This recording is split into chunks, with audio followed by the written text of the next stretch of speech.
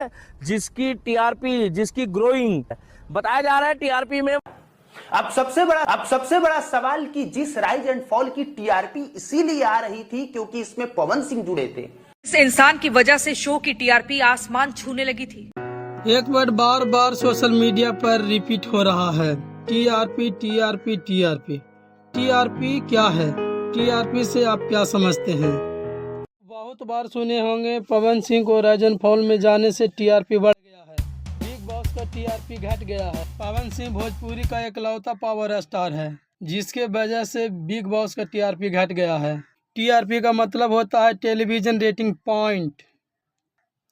यह एक मापदंड है जिससे यह पता चलता है कि टीवी शो, सीरियल या चैनल कितना लोकप्रिय है और उसे कितने लोग देख रहे हैं। टीआरपी क्यों जरूरी है? पहला, कमाई का साधन पता चलता है।